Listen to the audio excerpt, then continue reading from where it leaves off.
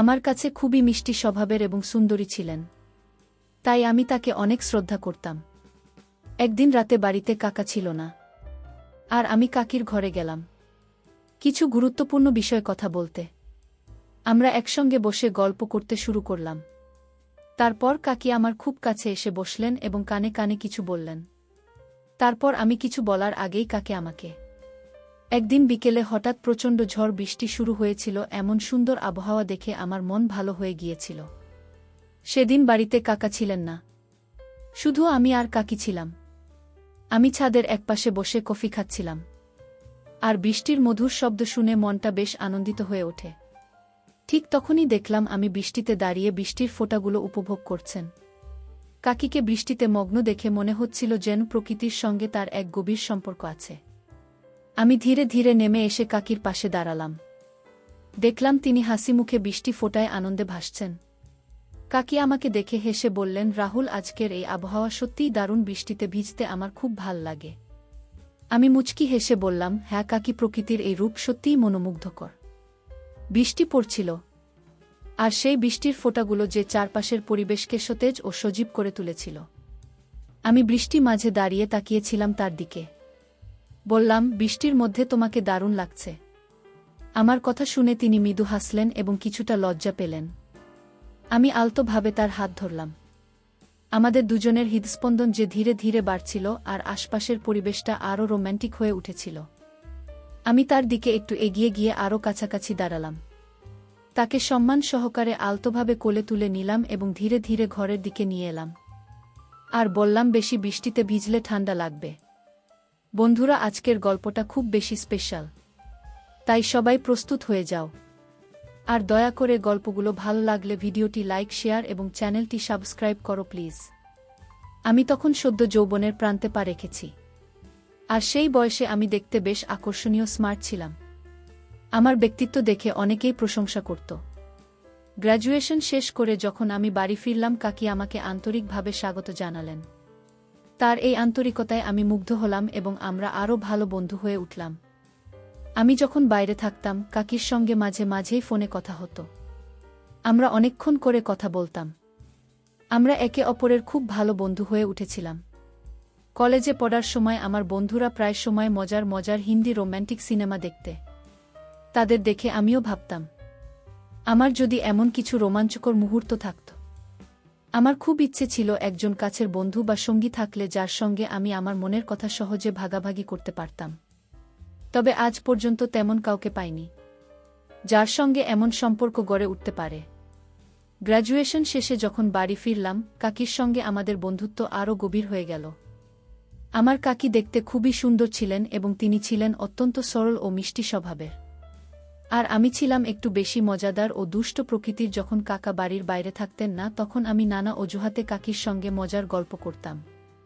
কাকি আমার মজাদার কথাগুলো উপভোগ করতেন এবং আমাদের বন্ধুত্ব বেশ গভীর হয়ে উঠেছিল। আমার কলেজের দিনগুলোতে এই ঘটনার শুরু। তখন আমার বয়স ছিল 24 বছর এবং বাড়িতে আমার মা আর আমার কাকা এবং নতুন কাকি থাকতেন। কাকা আমাদের সাথে থাকতেন। আমার কাকার বিয়ে হয়েছিল প্রায় 5 মাস আগে, যা তাদের এক দূরসম্পর্কের চাচা উদ্যোগী হয়েছিল। আমি তখন কলেজে পড়তাম এবং বেশিরভাগ সময় আমার বন্ধুরা মিলে নানা ধরনের মজার গল্প আর হিন্দি সিনেমা নিয়ে আড্ডা দিতাম। যদিও আমি এসব থেকে নিজেকে দূরে রাখার চেষ্টা করতাম। আমার বন্ধুরা খুবই দুষ্টু ছিল। প্রথমে আমি এসব এড়িয়ে চলতাম, কিন্তু ধীরে ধীরে আমিও এসব নিয়ে আগ্রহী হয়ে পড়েছিলাম। কলেজের মেয়েদের সঙ্গে মাঝে মাঝে হাসি ঠাট্টা করলেও কখনো সে রকম কিছু ঘটেনি। বিয়ের দিন আমি যখন কাকিকে প্রথমবার দেখেছিলাম, তখনই মনের গভীরে একটি অদ্ভুত অনুভূতি জাগ্রত হয়েছিল। মনে হচ্ছিল যেন কিছু অসম্পূর্ণ থেকে গেছে। সেদিন কাকির মুখের দিকে তাকিয়েছিলাম। মনে মনে ভাবছিলাম, জীবনের অনেক কিছুই এখনও অজানা রয়ে গেছে। আমার কাকার বিয়ের পরে মাঝে মাঝে আমার মনে হতো, আমার যদি এমন সুন্দর একজন মেয়ের সঙ্গে বিয়ে হতো। কাকে দেখতে সত্যিই খুব সুন্দর ছিলেন, যে কেউ তাকে দেখে মুগ্ধ হতে বাধ্য। কয়েকদিন বাড়িতে থাকার পর কলেজে ফেরার সময় কাকে বললেন, রাহুল, কলেজে গিয়ে কিন্তু আমাকে মনে রাখবে। আমরা রাতে কথা বলবো। আমার প্রায় কাজের জন্য বাইরে থাকতে হতো, তাই কাকির সঙ্গে আমার বন্ধুত্ব খুব ভালো হয়ে উঠল। আমরা প্রায়ই রাতে গল্প করতাম। আমি একটু মজার ছিলাম, তাই একদিন কাকিকে মজা করে জিজ্ঞেস করলাম, আপনার ইচ্ছা হয় না? কাকা যদিও সবসময় আপনার সাথে থাকতেন না, কাকি আমার কথার ইঙ্গিত বুঝতে পেরে হেসে বললেন, তুমি যদি বাড়িতে থাকতে তাহলে হয়তো এমন ইচ্ছে থাকতো না। আমি তার ইঙ্গিতগুলো বুঝতে পারছিলাম। আর এভাবেই আমাদের দিনগুলো কাটছিল। কয়েক মাস পর আমি কলেজের শেষ পরীক্ষাগুলো শেষ করে বাড়ি ফিরে এলাম। বাড়িতে পৌঁছে দেখলাম কাকি আমাকে বেশ খুশি মনে স্বাগত জানালেন। মা আমাকে দেখে খুব খুশি হলেন। আমি যে বাড়িতে প্রবেশ করলাম সেই মুহূর্তটা বেশ আনন্দদায়ক ছিল। কাকি আমাকে দেখে অনেক খুশি হয়েছিলেন। মা একদিন হাসি মুখে বললেন, বাবা, এখন তোর জন্য একটা ভালো মেয়ে দেখা শুরু করব। তুই আগে ভালো একটা চাকরি পেয়ে যা। মার কথা শুনে আমি মজার ছলে বললাম, মা, যদি মেয়ে দেখতে হয় তবে এমন একজন মেয়ে খুঁজবে যে একেবারে আমার কাকের মতো হবেন। আমি কবে বিয়ে করব? এই কথা শুনে আমি একটু লজ্জা পেয়ে হাসলেন। কাকে কিছু তখন বললেন না কাকি। এরপর আমাকে চা নাস্তা বানিয়ে দিলেন, যাকে আমি আমার ঘরে চলে এলাম।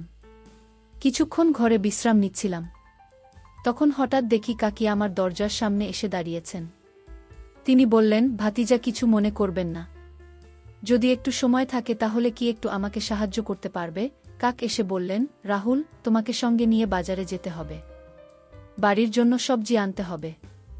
মায়ের শরীর ভালো নেই, তাই তিনি যেতে পারবেন না। আর তোমার কাকা সবসময় কাজ নিয়ে ব্যস্ত থাকে। কাকির কথা শুনে আমি হেসে বললাম, কাকা কি চিন্তা করবেন না, আমি একটু পরে রেডি হয়ে আসছি। ততক্ষণে আপনিও তৈরি হয়ে নিন, আমরা একসঙ্গে বাজারে যাব। কিছুক্ষণ পর যখন আমি নিচে এলাম দেখলাম আমি তখনই পুরো প্রস্তুত হয়ে বসে আছেন। তাকে দেখে মনে হলো আজ তাকে আরও বেশি সুন্দর লাগছে। তিনি একটা শাড়ি পরেছিলেন যা তাকে বিশেষ আকর্ষণীয় করে তুলেছিল। আমি তাকে দেখে কিছুক্ষণ থেমে গেলাম। কাকি হাসতে হাসতে বললেন, কি হলো রাহুল, যাবে না?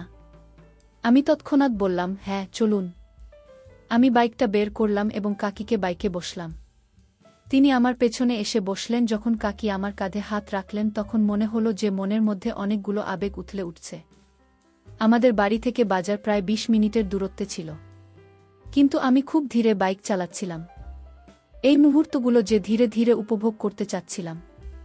বাইক চালানোর সময় আমি মাঝে মধ্যে পিছনের আয়নায় কাকে দেখতে লাগলাম। কাকি হেসে বললেন, রাহুল, গাড়ি এত আস্তে চালাচ্ছেন কেন? পিছনের মানুষরা আমাদের পেরিয়ে যাচ্ছে। আমি মজা করে বললাম, কাকে ধীরে গাড়ি চালালে আমাদের জন্য ভালো। তারপর কাকি বললেন, ঠিক আছে, আর আয়নায় আমাকে না দেখে সামনে দেখো, না হয় বর কোনো বিপদে ফেলবে।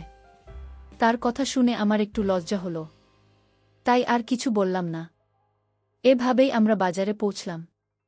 বৌদি বাজার থেকে সবজি কেনার পর আমরা আবার বাড়ি ফেরার পথে বের হলাম। ফেরার সময় আমি আবার একই কৌশল প্রয়োগ করলাম। ধীরে ধীরে বাইক চালালাম এবং মাঝে মাঝে ব্রেক মারলাম, কিন্তু কাকি নিজেকে সংযত রেখেছিলাম। সম্পর্কের গুরুত্ব বুঝে আমি নিজেকে নিয়ন্ত্রণ করলাম। অবশেষে কিছুক্ষণ পর আমরা বাড়িতে পৌঁছলাম। দরজায় এসে দেখি মা আমাদের দেখে হাসি মুখে দাঁড়িয়ে আছেন। একদিন মা আমার হাত ধরে আমাকে তার ঘরে নিয়ে গেলেন। আমি ভেবেছিলাম হয়তো কোনো কাজের জন্য ডেকেছেন। ঘরে ঢোকার পর মা বললেন, বাবা, আমি তোমার সাথে কিছু কথা বলতে চাই। মায়ের কথা শুনে আমি বললাম, কি কথা মা? বলো না। মা একটু চিন্তিতভাবে বললেন, তোমার কাকা প্রায় বাড়িতে থাকে না। বিয়ের পর থেকেই এটা হচ্ছে। আমি মার কথা শুনে বললাম, মা, কাকা তো কাজের কারণে বাইরে থাকে, তাই সময় হয় না। কিন্তু মা বললেন, না না, ব্যাপারটা ঠিক তা নয়, আমার মনে হচ্ছে তোমার কাকা হয়তো অন্য কোনো মেয়ের সঙ্গে সম্পর্কে জড়িয়ে পড়েছে। মায়ের কথা শুনে আমি হতভম্ব হয়ে গেলাম। মা আমাকে বললেন, ধীরে কথা বল, না হলে তোমার কাকি শুনে ফেলবে। ব্যাপারটা জানলে খুব ঝামেলা হবে। আমি বললাম, না, তুমি এসব কথা কেন বলছো? কাকে নিশ্চয়ই কিছু টের পাবেন, যদি কাকা সত্যি এমন কিছু করে থাকে। আর এমনটা হলে একদিন না একদিন জানাতে হবে। তোমাকে কি কেউ কিছু বলেছে নাকি কাকা নিজে কিছু বলেছে? মা আমাকে বললেন, তোর কাকাকে একবার ফোন করেছিলাম আর তখন শুনলাম ফোনের পেছন থেকে এক মহিলার গলা শোনা যাচ্ছিল। যখন আমি জিজ্ঞাসা করলাম তোর কাকা কোনোরকম কথা এগিয়ে গেল। মায়ের কথা শুনে আমি বললাম, মা, হতে পারে তুমি ভুল শুনেছ, হয়তো এমন কিছুই নয়। কিন্তু মা বারবার বোঝানোর চেষ্টা করছিলেন। আর আমি বারবার বলেছিলাম, মা, তুমি এমন কিছু ভেবে নাও না। যদি কাকিয়া কথা জানতে পারে তাহলে তাদের সম্পর্কের মধ্যে সমস্যা তৈরি হবে যতক্ষণ না পর্যন্ত সত্যিটা জানা যাচ্ছে। তুমি এই কথা নিয়ে কাউকে কিছু বলো না। মা আমার কথা শুনে একমত হলেন। তারপর শান্তভাবে তার ঘরে চলে গেলেন। আমি আমার ঘরে এসে বাথরুমে গিয়ে গোসল করতে লাগলাম। গোসল শেষে বাইরে এসে দেখি কাকি আমার ঘরের চেয়ারে বসে আছেন। কাকিকে দেখে আমি অবাক হয়ে গেলাম। আমি কাছে যেতেই বললেন, রাহুল দেখুন না, তোমার কাকা আমাকে একদম সময় দেন না। তিনি প্রায়ই বাড়িতে থাকে না। আজকেও আমি তাকে বলেছি আপনি বাড়ির কাছে এসেছেন, কিন্তু তাতে উনি আমাকে দেখতেও আসেন না। কাকির কথা শুনে আমার মনে আমার মায়ের কথাগুলো ফিরে এল। আমি মনে মনে ভাবলাম হয়তো মা যা বলেছিলেন তা কিছুটা হলেও সত্য হতে পারে। কিন্তু আমি কাউকে কিছু বুঝতে না দিয়ে বললাম হয়তো তিনি কাজে ব্যস্ত আছেন। তাতে কিছু মনে করার দরকার নেই। তিনি কাল নিশ্চয়ই আসবেন। এরপর আমি ধীরে ধীরে কাকির কাছে গিয়ে তাকে সাহস দিলাম। কাকির সাথে আমার খুব ভালো বন্ধুত্বপূর্ণ সম্পর্ক গড়ে উঠেছিল। আমরা একে অপরের সাথে অনেক সময় নিজেদের মনের কথা শেয়ার করতাম। আমি তখনও ভেজা চুল নিয়ে দাঁড়িয়েছিলাম নাকি হঠাৎ এসে আমার মাথায় তোয়ালে দিয়ে মাথা মুছতে শুরু করলেন। কাকির এই ছোট ছোট যত্নশীল আচরণগুলো দেখে আমার মনে তার প্রতি গভীর ভালোবাসা জন্মাতে শুরু করেছিল। এক সময় আমার মনে হলো যদি তাকে কাছে টেনে নিই, কিন্তু সঙ্গে সঙ্গে আমি নিজেকে সেই চিন্তা থেকে বের করে নিলাম। মনে হলো এটা একদমই ভুল। রাতের খাবারের পর আমি আমার ঘরে এসে ঘুমিয়ে পড়লাম। সারা দিনের ক্লান্তিতে কখন যে ঘুমিয়ে পড়েছিলাম টেরই পাইনি। রাত আনুমানিক 2টার দিকে হঠাৎ আমার ঘুম ভেঙে যায়। আমি শুনতে পেলাম বাড়ির কোথাও থেকে কান্নার হালকা আওয়াজ আসছে। আমি ধীরে ধীরে সেই আওয়াজ অনুসরণ করতে লাগলাম। বাইরে এসে বুঝলাম আওয়াজটা কাকির ঘর থেকে আসছে। আমি দ্রুত সেখানে গেলাম এবং দরজার বাইরে দাঁড়িয়ে শুনতে পেলাম কাকি আমার কাকার সঙ্গে কথা বলছেন ফোনে। তিনি কান্নার মধ্যে বলছিলেন, আমাদের বিয়ে হয়েছে পুরো 6 মাস, কিন্তু তুমি আমার জন্য কখনোই সময় দাও না। যদি আমাকে পছন্দ না করতে তাহলে বিয়ে করলে কেন? তুমি কি আমাকে ধোঁকা দিতে চাচ্ছ? তুমি যদি আমার সাথে সংসার না করো সেটা বলে দিলে তো হয়। কেন আমাকে তুমি কষ্ট দিচ্ছ? এসব বলে তিনি অনেক কান্না করতে থাকলেন। আমি খুবই কষ্টে ছিলেন। আমি এসব কথা শুনে আবার নিজের ঘরে ফিরে এলাম। মনে মনে ভাবতে লাগলাম, মা যা বলেছিলেন তা ঠিকই। তবে সত্যি আমি ভেবেছিলাম যে হয়তো কাকা অনেক কাজে ব্যস্ত আছেন, তাই এ বিষয়ে অতিরিক্ত চিন্তা করার কোনো প্রয়োজন নেই। আমি হয়তো ভুল ভাবছিলাম, তাই মনে মনে সিদ্ধান্ত নিলাম যে কাল থেকে আমি কাকির আরও ভালোভাবে যত্ন নেব। সকালে উঠে আমি সরাসরি রান্নাঘরে চলে গেলাম। গিয়ে দেখলাম কাকি সেখানে বাসন পরিষ্কার করছেন। আমি চুপচাপ পাশে দাঁড়িয়েছিলাম। আমাকে দেখে কাকি হেসে বললেন, রাহুল তুমি এখানে কি করছো? আমি বললাম, কাকি আপনি একদম চিন্তা করবেন না। আপনার যদি কোনো কাজ থাকে তবে আমাকে বলুন, আমি আপনার সব কাজ করতে প্রস্তুত। কাকি হেসে বললেন, তুমি কি সত্যি আমার সব কাজ করতে পারবে? তুমি কি আমার কাজগুলো করতে রাজি? কাকির এই কথা আমার কিছুটা অদ্ভুত লাগছিল। তার গভীর চোখের দৃষ্টিতে কিছু যে লুকিয়েছিল। আজ তার ব্যবহারে কিছু আলাদা ছিল মনে হচ্ছিল। তিনি আমাকে বিশেষ কিছু বলতে চাচ্ছেন যা আমি ঠিকমতো বুঝতে পারছিলাম না। আমি সোজাসুজি বললাম, হ্যাঁ কাকি, আমি অবশ্যই আপনার সব কাজে সাহায্য করব। তখন কাকি হেসে বললেন, ঠিক আছে, সময় এলে আমি তোমাকে বলবো। তখন দেখবে তুমি কতটা আমাকে কাজে সাহায্য করতে পারো। এরপর থেকে আমি কাকির আশেপাশে থাকতাম, যে তার কোনো প্রয়োজন হলে সাথেই সাহায্য করতে পারি। আমি সবসময় চেষ্টা করতাম যেন কাকিকে খুশি রাখতে পারি। একদিন কাকিকে একটি সিনেমা দেখানোর জন্য বাইরে নিয়ে গিয়েছিলাম। সিনেমাটা কিছুটা ভৌতিক ছিল, তাই কাকি ভয়ে আমাকে শক্ত করে ধরে রেখেছিলেন। কাকির এই আচরণে আমার মনে কিছু অনুভূতি জাগ্রত হচ্ছিল, কিন্তু আমি সেগুলো নিয়ন্ত্রণে রাখার চেষ্টা করছিলাম। আমি দেখছিলাম যে কাকি আমার কাছে আসতে চাইছেন, কিন্তু আমি ঠিকভাবে বুঝতে পারছিলাম না তার এই ব্যবহারের কারণ।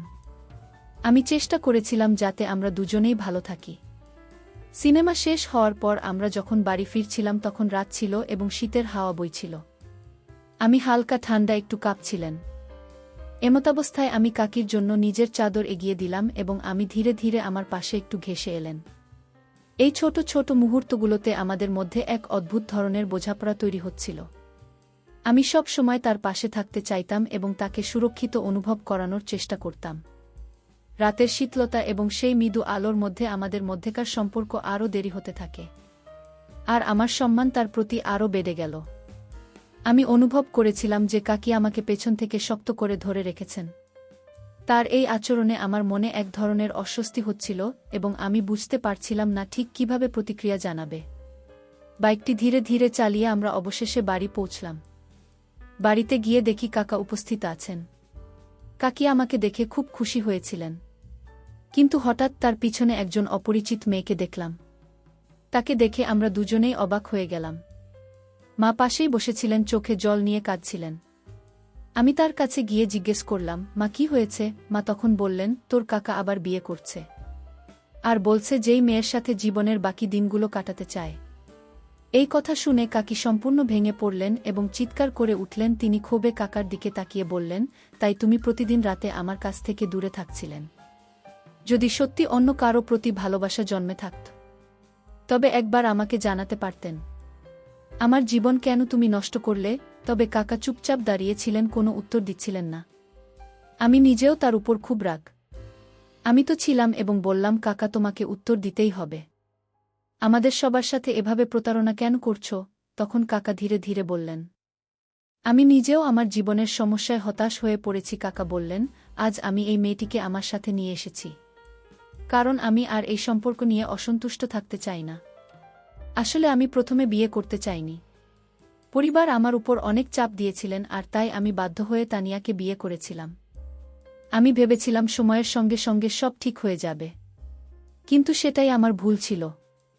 যেখানে আমি কাজ করি সেখানে লীনা নামের এক মেয়ের সাথে আমার সম্পর্ক গড়ে ওঠে এবং আমরা একে অপরকে ভালোবেসে ফেলি। তাই আমি তার সাথে দ্বিতীয় বিয়ে করেছি। তানিয়াকে আমি কখনো খুশি রাখতে পারিনি এবং সত্যি বলতে গেলে আমাদের মধ্যে কোনো ঘনিষ্ঠ সম্পর্ক ছিল না। আপনারা চাইলে তানিয়ার কাছে জানতে পারেন। আমরা যখন তানিয়ার দিকে তাকালাম তখন তিনি নীরবে মাথা নিচু করে দাঁড়িয়েছিলেন। তিনি বললেন, আমি জানতাম না যে বিয়েটা তোমার কাকার ইচ্ছার বিরুদ্ধে হয়েছিল। যদি আমি আগে জানতাম যে পরিবারে বিয়েটা জোর করে করিয়েছেন, তবে কখনই বিয়েতে রাজি হতাম না। তানিয়া কাকি কথা বলতে বলতে কেঁদে উঠলেন। তারপর তিনি ডিভোর্স পেপার নিয়ে এসে সেগুলোতে সই করলেন। মা খুব রাগ কাকার উপর চিৎকার করছিলেন, কিন্তু কাকার মধ্যে কোনো প্রতিক্রিয়া দেখা যাচ্ছিল না, কারণ যা হওয়ার ছিল তা তো হয়ে গিয়েছিল। কাকা আবার অন্য শহরে ফিরে গিয়েছিলেন, যেখানে তিনি সেই মেয়েটির সাথে কাজ করতেন। আমরা সবাই মিলে কাকাকে অনেক বোঝানোর চেষ্টা করেছিলাম, কিন্তু সম্পর্কের ব্যাপারে জোরাজুরি করা যায় না। জোর করে তৈরি করা সম্পর্ক এক সময়ে ভেঙে পড়ে। কাকা চলে যাওয়ার পরে আমি খুব কান্নাকাটি করছিলেন। আমি এবং মা তাকে অনেক বোঝানোর চেষ্টা করলাম। বললাম, তোমার সামনে এখনো অনেক জীবন পড়ে আছে, চিন্তা করো না। কিন্তু কাকে বললেন, আমি এখন কোথায় যাব যখন আমার স্বামী আর আমার কাছে নেই? তখন মা তাকে সান্ত্বনা দিয়ে বললেন, মেয়ে, তোকে কোথাও যেতে হবে না। আমি তোকে অনেক ভালোবাসা দিয়ে ঘরে এনেছিলাম। তোর বাবা মা নেই, তাই তুই আমাদের সাথে থাকবি। আমি এবার কোনো ভুল করব না। যদি ভালো কোনো ছেলে পাই তবে ভেবে চিন্তে তোর জন্য ভালো একটা ব্যবস্থা করব। কিন্তু কাকি আমাদের কথা শুনতে চাইছিলেন না এবং তার জন্য এই পরিস্থিতি থেকে বেরিয়ে আসা সত্যিই কঠিন ছিল। তিনি চুপচাপ নিজের ঘরে চলে গেলেন, কান্নায় ভেঙে পড়ে। মা তখন আমাকে বললেন, তোর কাকি কি কিছুটা সময় একা থাকতে দে, সে নিজে থেকেই ঠিক হয়ে যাবে। এই কঠিন সময়ে আমরা সবাই কাকির পাশে থাকার চেষ্টা করছিলাম যে তিনি ধীরে ধীরে সবকিছু মেনে নিতে পারেন। কাকে সান্ত্বনা দেওয়ার পর আমি নিজেও নিজের ঘরে চলে আসলাম। কাকার যা করা উচিত ছিল না তা করে ফেলেছেন এবং এখন পরিস্থিতি সত্যিই জটিল হয়ে গেছে। কাকির জন্য আমার মন খুব খারাপ ছিল, কারণ তিনি এই কষ্ট থেকে বেরিয়ে আসার জন্য নিজেকেই শক্ত হতে হবে। কারণ তিনি ছিলেন একজন এতিম, বাবা মা নেই, আর যে আপনি আছে তাদের কাছে কোনো মুখ নিয়ে ফিরে যাবে। তাই কাকি যাতে ভালো থাকেন তার জন্য আমি প্রতিজ্ঞা করেছিলাম, এখন থেকে তাকে খুশি রাখাই আমার দায়িত্ব হবে। আগে কাকির সাথে মজা করে সময় কাটাতাম, কিন্তু এখন সে সবের কোনো প্রভাব পড়ছিল না। ধীরে ধীরে তাকে বাইরে নিয়ে যাওয়ার সিদ্ধান্ত নিলাম, যাতে তার মন ভালো থাকে এবং একটু হালকা অনুভব করতে পারে। এভাবে 1 মাস কেটে গেল। কাকি আগের চেয়ে অনেকটাই ভালো হয়ে উঠেছিলেন, আর আমাদের সম্পর্ক অনেকটা স্বাভাবিক হয়ে এসেছিল। একদিন আমরা এক আত্মীয়ের বাড়ি যাচ্ছিলাম। হঠাৎ করে বৃষ্টির মধ্যে পড়ে গেলাম এবং আমাদের পোশাকগুলো ভিজে গেল। কাকি বললেন আমাদের গাড়িটা সাইড এ থামিয়ে কোনো ছাউনির নিচে দাঁড়ানো উচিত। আমরা একটা ভবনের নিচে গিয়ে দাঁড়ালাম যেখানে বৃষ্টির ফোঁটাগুলো আমাদের গায়ে লাগতে পারছিল না। সেসব মুহূর্তে আমরা দুজনেই একে অপরের পাশে দাঁড়িয়ে শীতল হাওয়ার মাঝে একটু আরামের খোঁজ করছিলাম। ধীরে ধীরে চারপাশটা আবার স্বাভাবিক মনে হতে শুরু করল। বৃষ্টি তখনও থামেনি, আর আশেপাশে কাউকে দেখা যাচ্ছিল না। না কি বললেন চলো বৃষ্টি থামা পর্যন্ত এখানে দাঁড়িয়ে থাকি। বৃষ্টিতে ভিজে যাওয়ায় তার লাল শাড়ি পুরো ভিজে গিয়েছিল। ঠান্ডা হাওয়ায় আমরা দুজনে একটু কাঁপছিলাম। তাই পাশেই পড়ে থাকা কিছু শুকনো কাঠ জোগাড় করে একটা ছোট আগুন ধরালাম যাতে আমাদের কিছুটা উষ্ণতা মেলে। কাকি আমার একদম কাছে এসে দাঁড়ালেন, আর হঠাৎ করে আমরা একে অপরের আরও কাছাকাছি চলে এলাম। সেই মুহূর্তে আমাদের চোখে চোখ পড়তেই মনে হলো যে এক অদ্ভুত অনুভূতি আমাদের ঘিরে ধরেছে। ঠিক কী ঘটেছিল সেটা বুঝে উঠতে পারছিলাম না, এমন অনুভূতি আগে কখনো হয়নি। আমি হঠাৎ কাকির হাতটা আলতো করে ধরলাম, আর তিনি শুধু নীরব চোখে আমার দিকে তাকিয়ে রইলেন। আমি ধীরে ধীরে তার কানের কাছে গিয়ে কিছু বললাম, কিন্তু তিনি কিভাবে প্রতিক্রিয়া জানাবেন তা বোঝা যাচ্ছিল না। আমাদের মাঝে তখন এমন এক পরিবেশ তৈরি হয়েছিল যা আমাদের দুজনকেই কিছুটা অপ্রস্তুত করে দিয়েছিল। ঠিক তখনই বাইরে থেকে হঠাৎ একটা আওয়াজ শোনা গেল। আমরা দুজনেই চমকে উঠে দ্রুত চারপাশে তাকিয়ে বুঝতে চেষ্টা করলাম কি হচ্ছে। কাকি আমাকে ঘিরে বললেন, রাহুল, এটা ঠিক নয় হয়। কিন্তু আমি তার কথার উত্তর না দিয়ে তাকে শান্ত করার চেষ্টা করলাম। আমাদের মধ্যে একটা অনুভূতি ছিল যা সহজে বোঝানো যাচ্ছিল না। সেই মুহূর্তে আমরা দুজনেই আবেগপ্রবণ হয়ে পড়েছিলাম। পরে কাকি কান্নায় ভেঙে পড়লেন এবং আমার দিকে তাকিয়ে বললেন, এটা ঠিক হয়নি। আমি চুপ করে থাকব না। ঠিক করেছিলাম। আমি কাকে বলতে চেয়েছিলাম আমি তোমার কষ্ট পেতে হবে না। আমি তোমার প্রতি ভালোবাসা অনুভব করি এবং তোমার পাশে থাকতে চাই। আমি চাই আমাদের সম্পর্ক আরেক ধাপ এগিয়ে যাক এবং আমি তোমাকে বিয়ে করতে প্রস্তুত। কাকি আমার কথাগুলো শুনে অবাক হয়ে গেল। তারপর ধীরে ধীরে বললেন, আমি হয়তো কখনো তোমার প্রতি ভালোবাসা অনুভব করেছি, কিন্তু আমাদের সম্পর্ক নিয়ে আরও ভাবতে হবে। কিন্তু আমরা কিভাবে এটা করতে পারি এবং মাকে কিভাবে বলব যে আমরা দুজন একে অপরকে বিয়ে করতে চাই? আমি তাকে বললাম, তুমি এই বিষয়ে চিন্তা করো না, আমি মাকে সব কিছু বুঝিয়ে বলবো। বৃষ্টি বন্ধ হয়ে গিয়েছিল। তারপর আমরা আনন্দের সঙ্গে বাইকে চেপে বাড়ি ফিরে এলাম। বাড়িতে এসে আমি মায়ের সাথে আমার বিয়ের ব্যাপারে কথা বললাম। মা আমাদের এই বিয়েতে কোনো আপত্তি করেননি। তিনি বললেন, তোর কাকা যা করেছিল তা দেখে আমি খুব কষ্ট পেয়েছিলাম। মনে হয়েছিল আমার কোনো ভুলের কারণে তার জীবন বিপর্যস্ত হয়ে গিয়েছিল। আমি নিজেকে অপরাধী ভাবতে শুরু করেছিলাম। কিন্তু যদি তুমি তাকে বিয়ে করিস তবে তার জীবন আবারও সুন্দর হয়ে উঠবে। মা তখন আমাকে বললেন যে তিনি ভালো একটা দিন দেখে আমাদের বিয়ে সম্পন্ন করবেন। মায়ের এই কথা শুনে আমি এবং তানিয়া আমি খুশি হয়ে গেলাম। আমি তো তানিয়া কাকিকে প্রথম দিন থেকেই খুব পছন্দ করেছিলাম, কিন্তু বুঝতে পারিনি যে ভাগ্য ওকে আমার কাছে নিয়ে আসবে। পরের দিন খুব সাধারণভাবে আমার এবং তানিয়ার বিয়ে হয়ে গেল। বিয়ের রাত্রিতে আমি তানিয়ার সাথে অনেক কথা বললাম।